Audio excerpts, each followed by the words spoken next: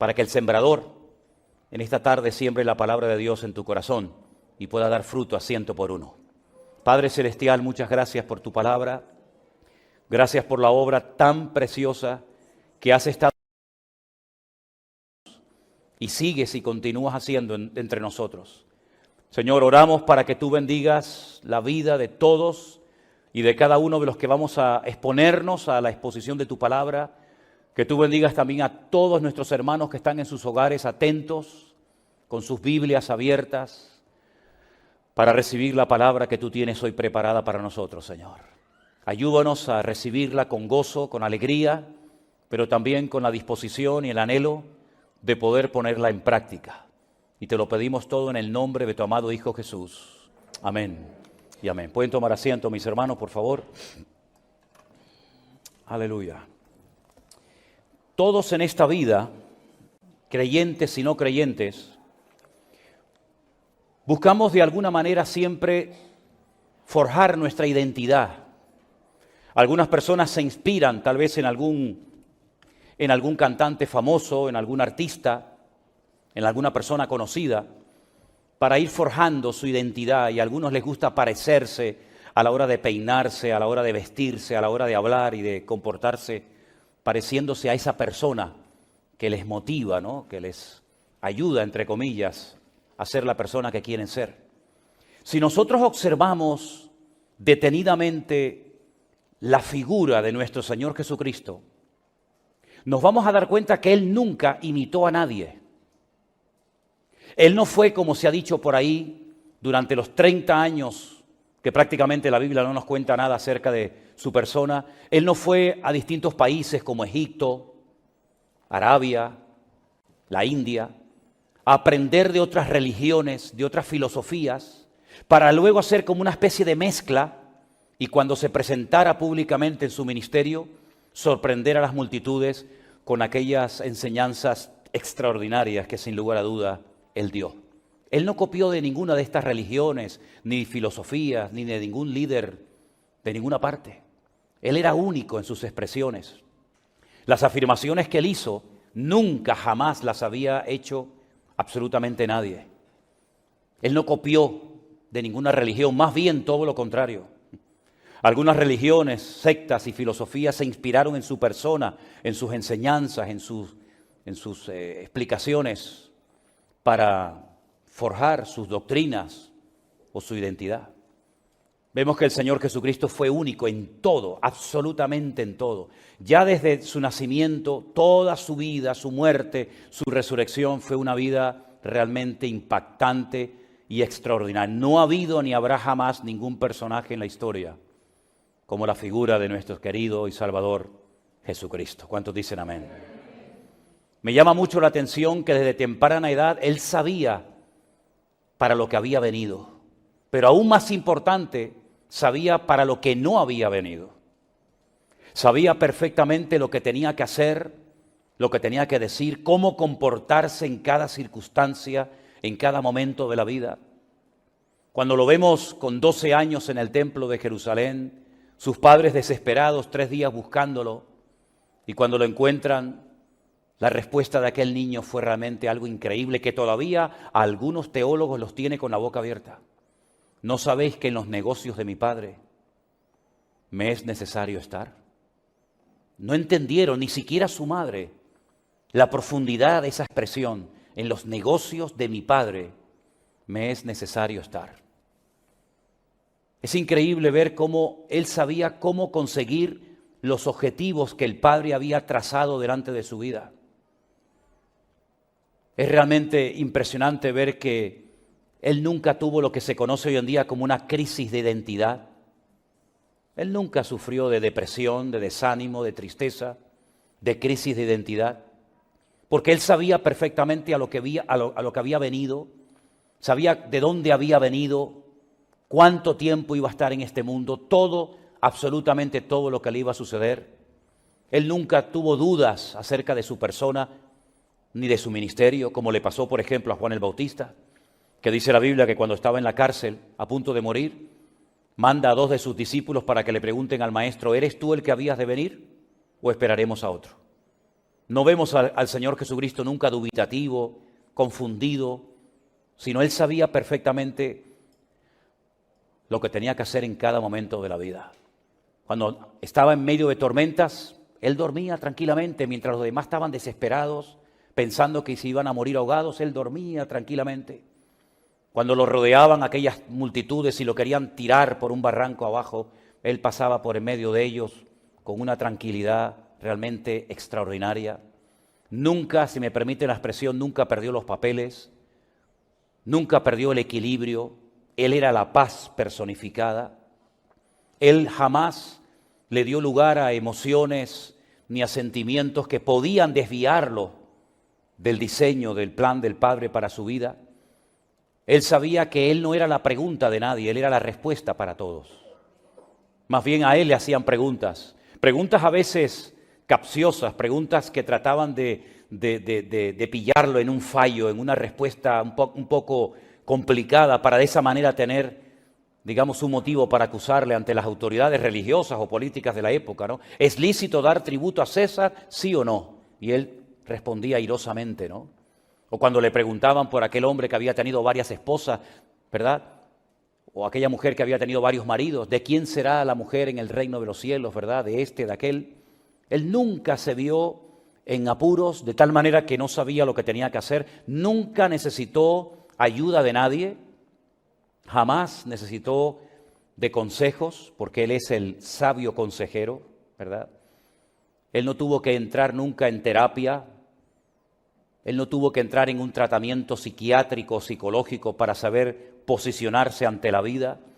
Es decir, su identidad estaba perfectamente definida desde que se levantaba hasta que se acostaba. Jamás salió del plan, del marco que el Padre le tenía establecido.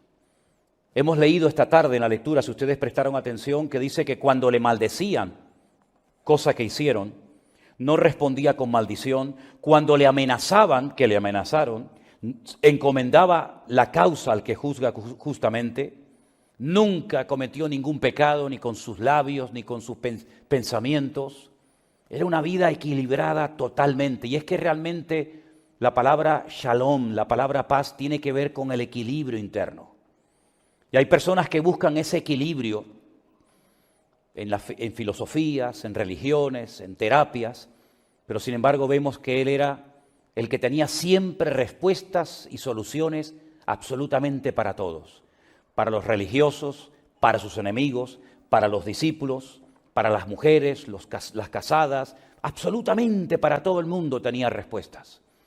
Y es que no ha habido ni habrá jamás una vida como la de nuestro Señor Jesucristo. Y Él marcó tanto la vida de sus discípulos, que yo solamente he escogido 3 pasajes del libro de los Hechos, para que ustedes vean lo que decían de Él una vez que Él ya no estaba presente con sus discípulos, sino ya estaba sentado a la diestra de Dios Padre.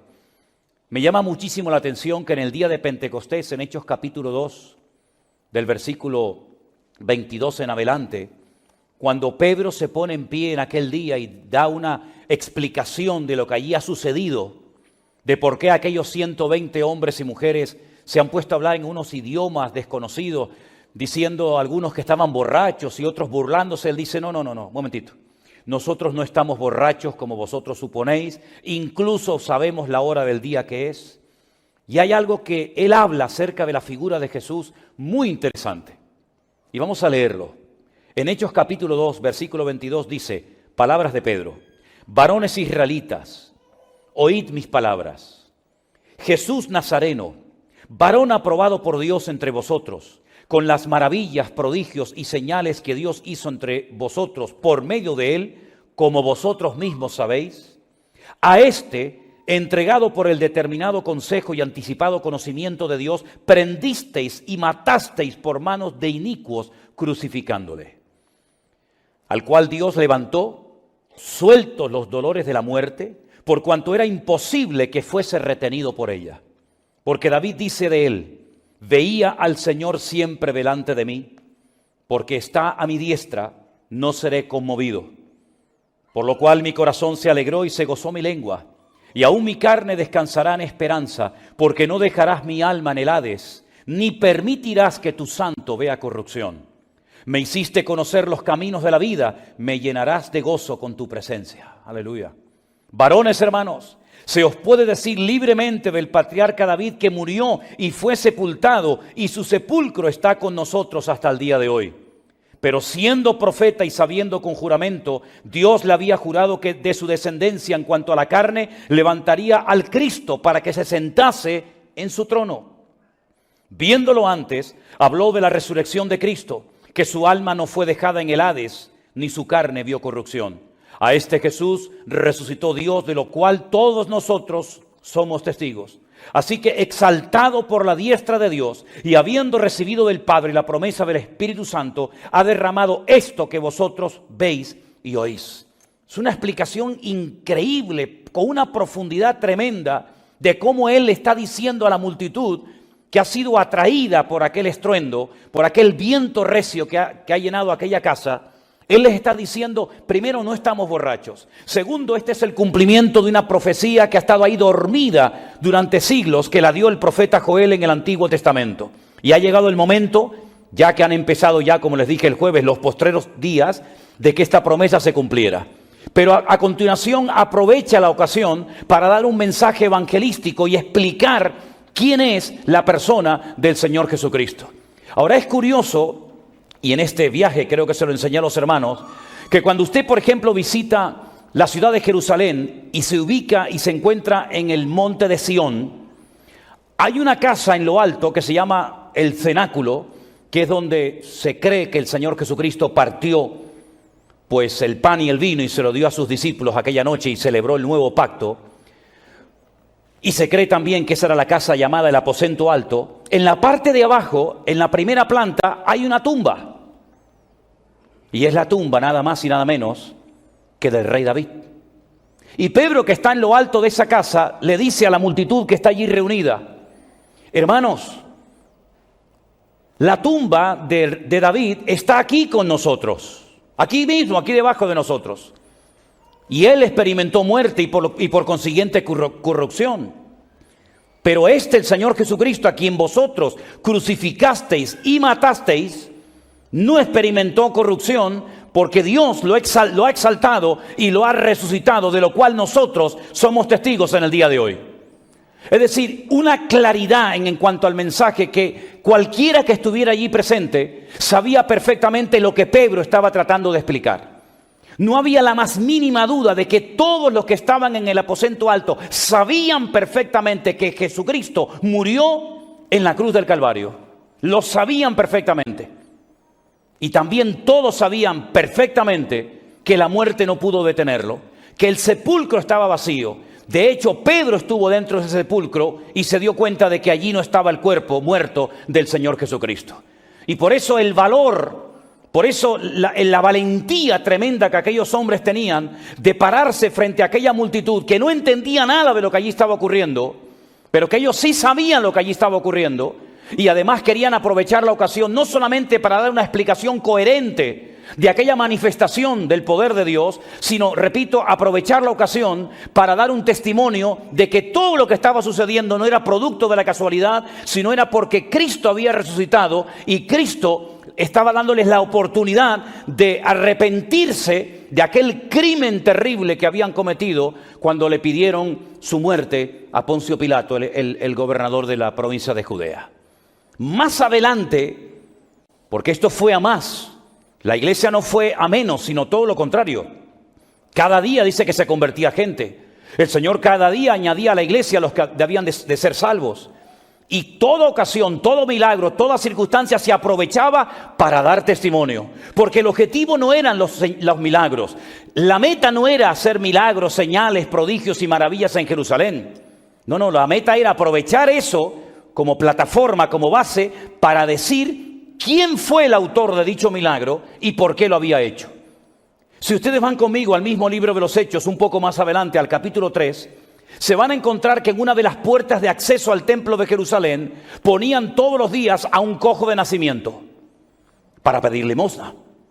No le quedaba otra opción. pedir limosna y esperar que los que entraban o los que salían del templo se apiadaran de él, tuvieran algo de misericordia y le dieran unas monedas para sobrevivir ese día. Y al día siguiente otra vez, y al día siguiente otra vez, y así durante toda su vida. Esa era la vida rutinaria, esa era la vida de este pobre hombre. Allí todos los días pidiendo clemencia y unas monedas para poder llevarse algo de comer a la boca. Pero un día llegó Pedro y Juan, que iban al templo a orar a la hora que se celebraba la oración por la tarde, y entonces resulta de que el Señor se glorifica. Le dicen aquella famosa frase: no tengo ni plata ni oro, ¿se acuerdan? Mas lo que tengo te doy. En el nombre de Jesucristo, levántate y anda. Y entonces, si ustedes vienen conmigo al capítulo 3, verso 14, una vez que se ha producido el milagro, una vez que la gente se ha quedado sorprendida de otra manifestación más del poder de Dios, salta Pedro y dice: vosotros negasteis al santo y al justo y pedisteis que se os diese un homicida. Esta es la cruda realidad de lo que allí sucedió. Matasteis al autor de la vida. Fíjate los títulos que está empleando: santo, justo, autor de la vida, a quien Dios ha resucitado de los muertos, de lo cual nosotros somos testigos. Y por la fe en su nombre, a este que vosotros veis y conocéis, le ha confirmado su nombre, y la fe que es por él ha dado a esta completa sanidad en presencia de todos vosotros. Mas ahora, hermanos, sé que por ignorancia lo habéis hecho, como también vuestros gobernantes. Pero Dios ha cumplido así lo que había antes anunciado por boca de todos sus profetas, que su Cristo había de padecer.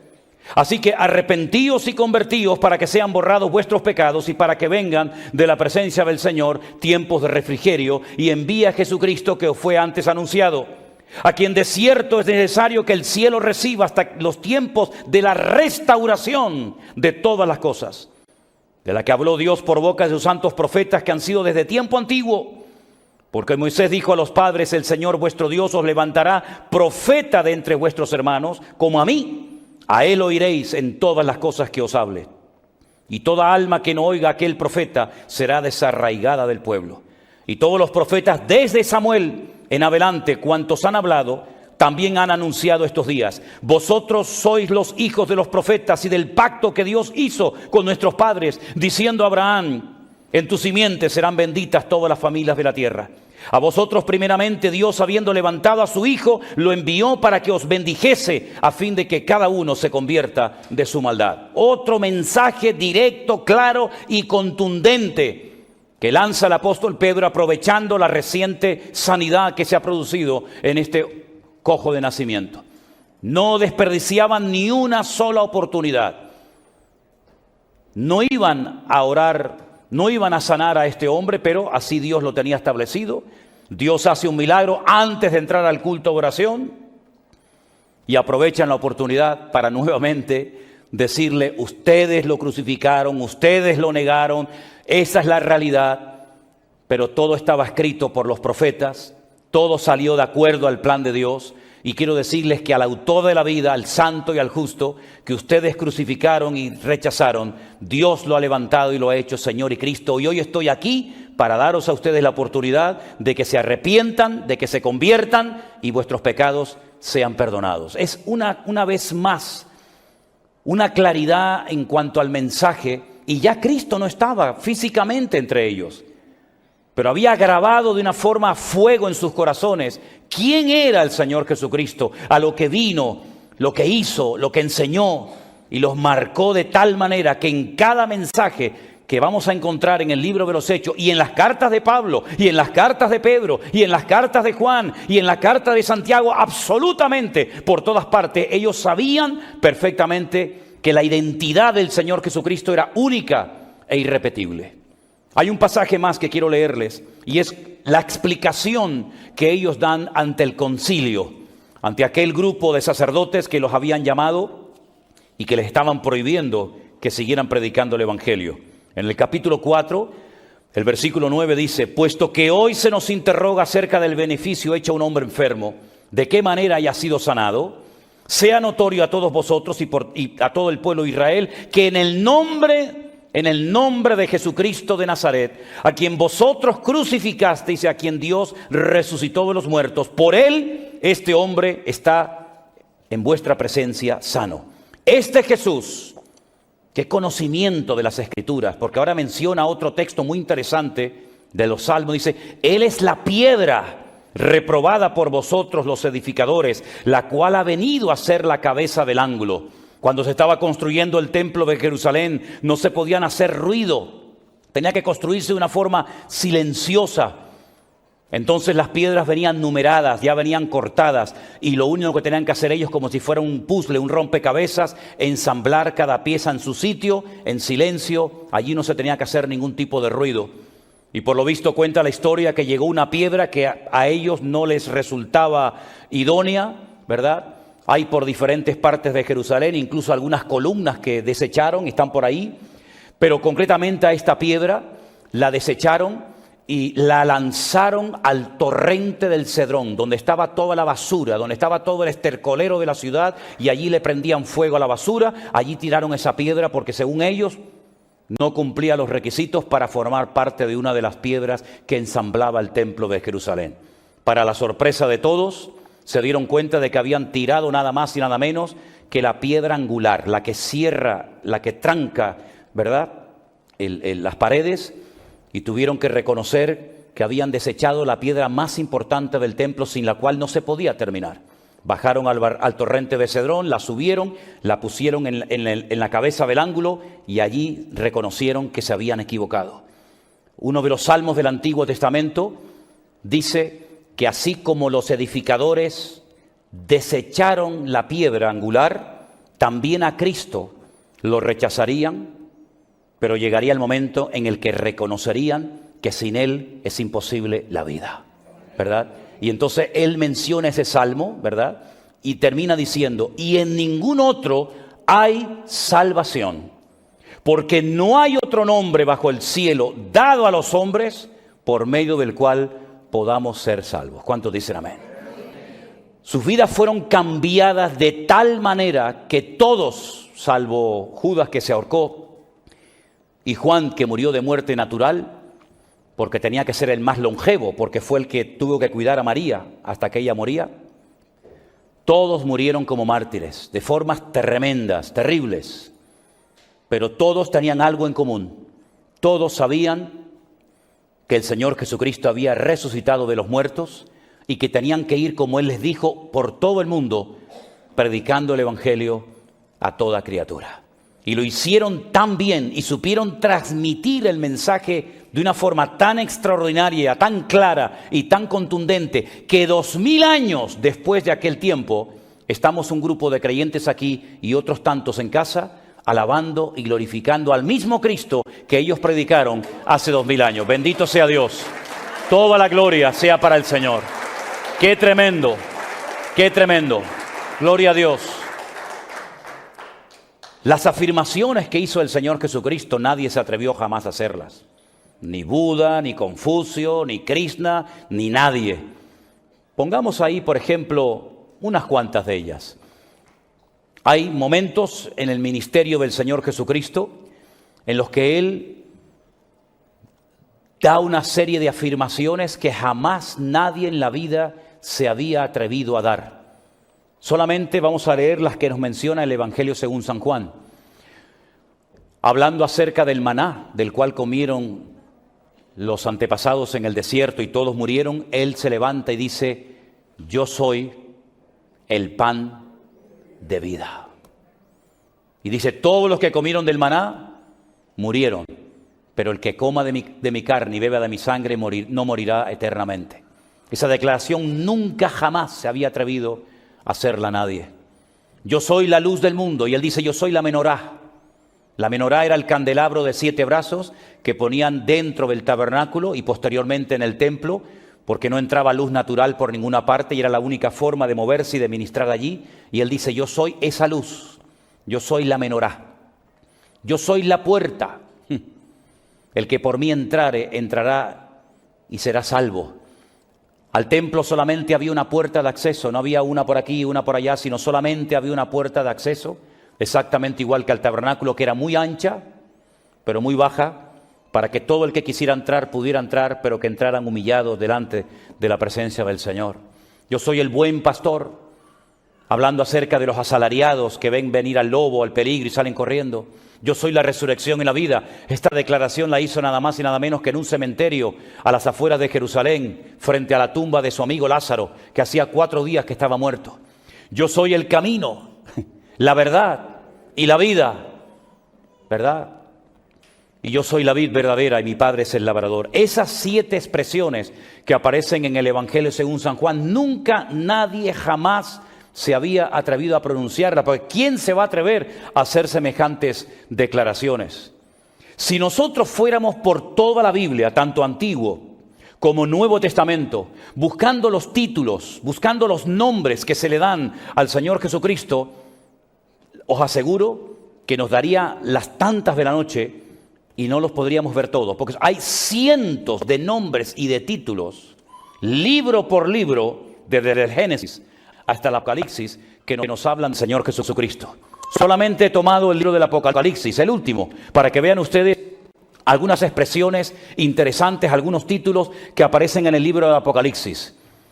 Jesucristo, el que menciona más el nombre Jesucristo es Juan en el libro del Apocalipsis. Otros mencionan a Cristo Jesús, otros mencionan a Jesús el Señor, pero el que más veces emplea Jesucristo, ¿verdad? El nombre y el hecho de que sea el Mesías ungido es Juan en el Apocalipsis. El testigo fiel, el primogénito de los muertos, el soberano de los reyes. Miren qué cantidad de títulos, hermanos. Y este hombre hacía 70 años que estaba sirviendo al Señor. Había presentado a Cristo de una forma extraordinaria en su evangelio, como ningún otro evangelista lo había hecho, pero todavía, con casi 100 años de edad, todavía tiene que enseñar todo esto que no había enseñado en ninguna parte. La estrella resplandeciente, el ángel fuerte, el cordero, la raíz de David, el principio de la creación, el testigo fiel y verdadero. Tantos y tantos títulos y nombres que aparecen solamente en un libro que es el libro del Apocalipsis. ¿Por qué? Porque Cristo fue único e irrepetible. No ha habido jamás otro personaje como Él. La pregunta que nos deberíamos de hacer a estas alturas todos, ¿dónde radicó, si me permiten, el éxito de su ministerio? Independientemente de sus enseñanzas tremendamente profundas y revolucionarias, independientemente de sus milagros únicos e irrepetibles, para mí hay 3 elementos, 3 puntos que me han llamado siempre la atención de la vida de nuestro Señor Jesucristo. Número 1, la obediencia absoluta a la voluntad de su Padre. ¿Cuántos dicen amén? La obediencia absoluta al diseño, al plan que el Padre tenía trazado para él. En el huerto de Getsemaní, sabiendo que le quedan horas de vida, entra en una lucha tremenda donde él llega a rogarle al Padre: Padre, pasa de mí esta copa, mas no se haga mi voluntad sino la tuya. Él sabía perfectamente que si él aceptaba la voluntad del Padre rechazando la suya, lo que le esperaba era la muerte. La peor humillación, los peores dolores, lo peor que se le podía hacer a un ser humano es lo que el Padre tenía reservado para él si él renunciaba a su propia voluntad y aceptaba cumplir con la voluntad del Padre. Y esa fue una de las claves del éxito en la vida del Señor Jesucristo.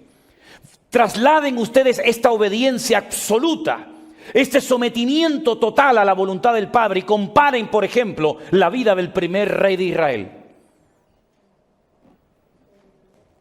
¿Cuál fue el error más grande en la vida del rey Saúl? La desobediencia constante y permanente a la voluntad de Dios. ¿Cómo terminó? Quitándose la vida, amargado, solo y sin la presencia del Señor en su vida. Porque la desobediencia fue la característica sobresaliente en la vida del primer rey de Israel, de Saúl. Por el contrario, la obediencia absoluta, obediente hasta la muerte, como se ha leído esta tarde, y muerte de cruz, fue la característica principal de la vida del Señor Jesucristo. Por lo tanto, si, como hemos leído esta tarde en la lectura, que Él es nuestro ejemplo y que tenemos que seguir sus pisadas, seamos obedientes en todo lo que nos mande y nos pida el Señor. No cuestionemos la palabra de Dios. Sí, pero es que claro, era otra época, es que resulta que ahora vivimos en... Hermano, no cuestionemos las cosas de Dios. Si Dios nos manda algo, si vemos en la palabra del Señor que tenemos que hacer algo, lo hacemos y decimos amén y nos gozamos.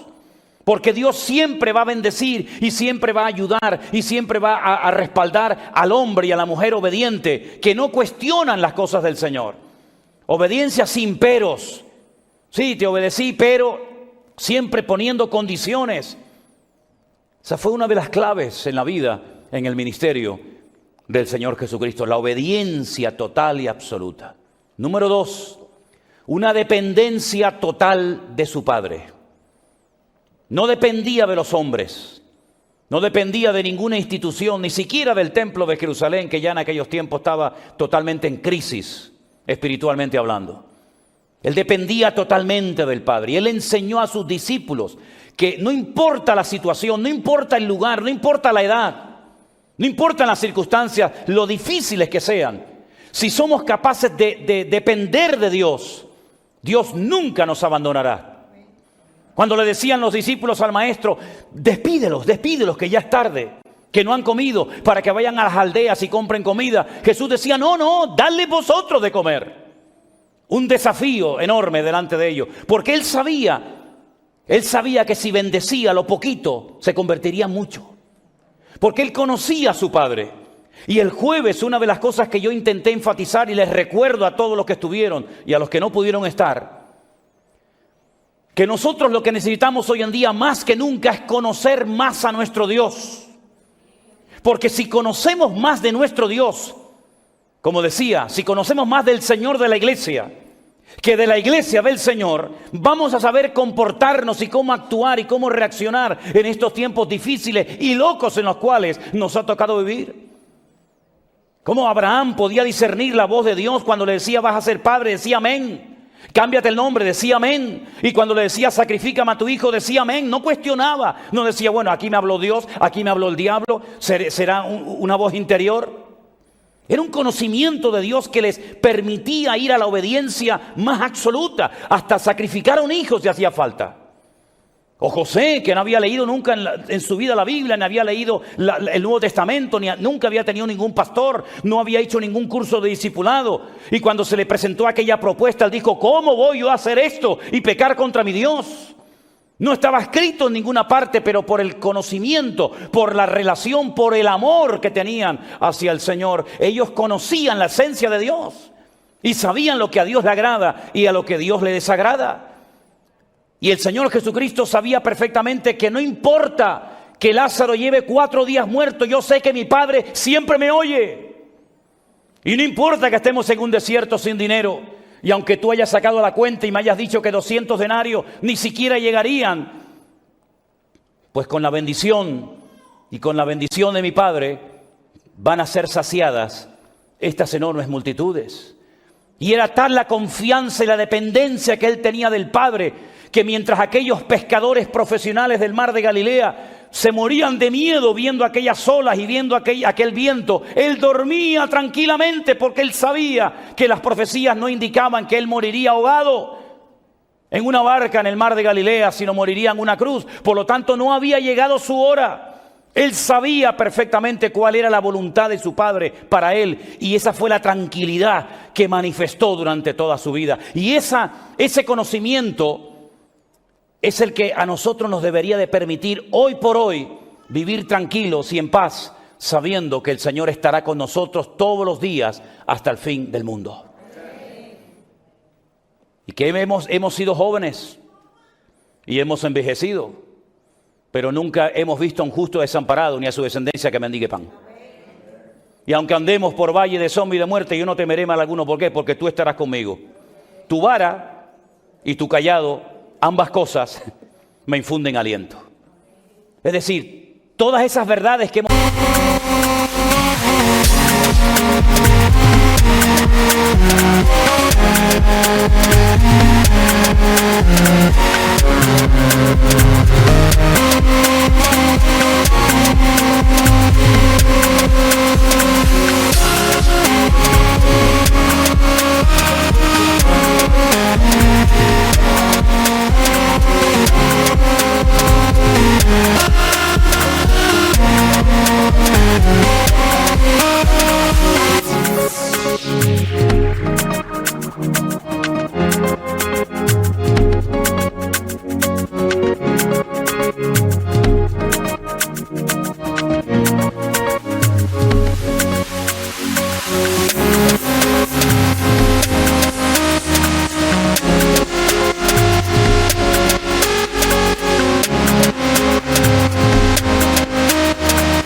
creído desde pequeños. Esos versículos que hemos aprendido en la escuela dominical o en campamentos o en retiros. Esos mensajes que hemos dado en los púlpitos. Ahora llega el momento, ¿verdad?, en los que el Señor nos ha sacudido a todos y nos ha demostrado que sus promesas se cumplen, a pesar de que humanamente hablando no había recursos, ni había posibilidades. Él ha cuidado de su pueblo, de su iglesia, y no solamente la cuidó, sino que la multiplicó, y cada día lo estamos viendo. Porque Dios ha prometido cuidar de su iglesia, porque Él la sustenta y la cuida cada día. ¿Cuántos dicen amén? Así que era una obediencia absoluta al Padre, una obediencia, una dependencia del Padre, y algo para mí muy importante, muy importante. No dejó que las multitudes le mangonearan. ¿Me explico? No dejó que las multitudes le dijeran lo que tenía que hacer, ni se le subió a la cabeza el hecho de que las multitudes le seguían a él y no a Anás y a Caifás, que vivían en Jerusalén, sumos sacerdotes del templo. Él sabía que esas multitudes que después de haber comido, después de haberse saciado, vinieron a proclamarlo rey. Él sabía perfectamente, no digo todos, pero que algunos que estaban en esa multitud, eufóricos y que querían hacerlo rey, dentro de poco tiempo irían a Jerusalén y le pedirían a Poncio Pilato que lo crucificara. Él sabía perfectamente que las multitudes son cambiantes. Hoy te levantan, mañana te abandonan. Y si no, miren el ministerio de Juan el Bautista. Llegó a ser el hombre más seguido, más popular y más querido de Israel, y al final terminó más solo que la una en una cárcel, que ni siquiera el mismísimo Señor Jesucristo fue a verlo y a orar por él en la cárcel.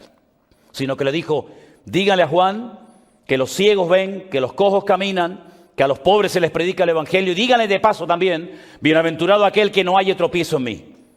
En otras palabras, queridos hermanos, la obediencia al Padre, la dependencia de su Padre y saber que las multitudes son cambiantes, que hoy están y mañana no, para mí son tres claves fundamentales en ese ministerio tan espectacular que cambió el rumbo de la historia. La pregunta es, podemos hablar de los títulos, podemos hablar de los nombres, podemos hablar de los milagros, podemos ver cómo se presenta a Jesús en cada libro de la Biblia, ¿verdad? Cómo lo presenta Isaías, cómo habla de él Mateo, cómo lo vemos en el Apocalipsis, lo vemos por todas partes, porque todo apunta a Jesús, absolutamente todo apunta hacia su persona. Y podríamos hablar horas, días, hacer un curso intensivo de la persona, de la figura de Cristo. Pero mi pregunta es, ¿usted conoce a Cristo hoy como su Señor y Salvador personal?